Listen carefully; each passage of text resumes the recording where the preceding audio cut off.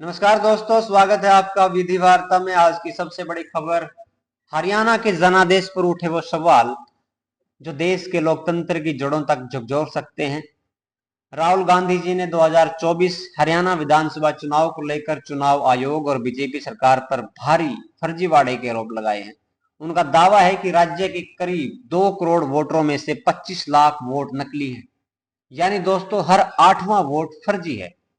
राहुल गांधी जी ने बताया कि लगभग 5 लाख डुप्लीकेट वोटर हैं और 93,000 अवैध वोटर और लगभग 19 लाख बल्क वोटर पाए गए। उन्होंने एक चौंकाने वाला उदाहरण दिया दोस्तों, जहां एक ब्राजीलियन मॉडल की फोटो से बने 22 वोटर आईडी कार्ड्स अलग अलग नामों से अलग अलग बूथों पर इस्तेमाल हुए।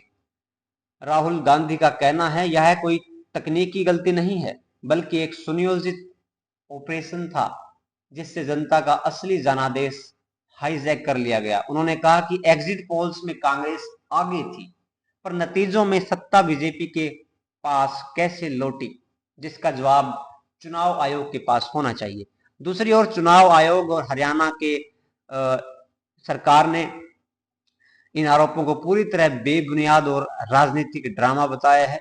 मुख्यमंत्री नायब सिंह सैनी ने कहा यह भ्रम फैलाने की कोशिश है, जबकि केंद्रीय मंत्री किरण रिजिजू ने राहुल के हाइड्रोजन बम को मजाक कहकर खारिज कर दिया। लेकिन असली सवाल यही है, अगर वोट ही फर्जी हो जाएं तो जनता की आवाज कौन सुनेगा? अगर मतदाता की पहचान ही संदिग्ध हो जाए तो लोकतंत्र की बुनियाद कहां टिकेगी? भारत का संविधान कहता है जनता ही सर्वोच्च है, और अगर जनता के वोट की पवित्रता पर शक की जाए तो यह केवल एक चुनावी विवाद नहीं बल्कि लोकतंत्र की आत्मा पर हमला है। आप देख रहे हैं, क्या सच्चाई सामने आएगी या फिर यह मामला भी राजनीतिक धुन में खो जाएगा?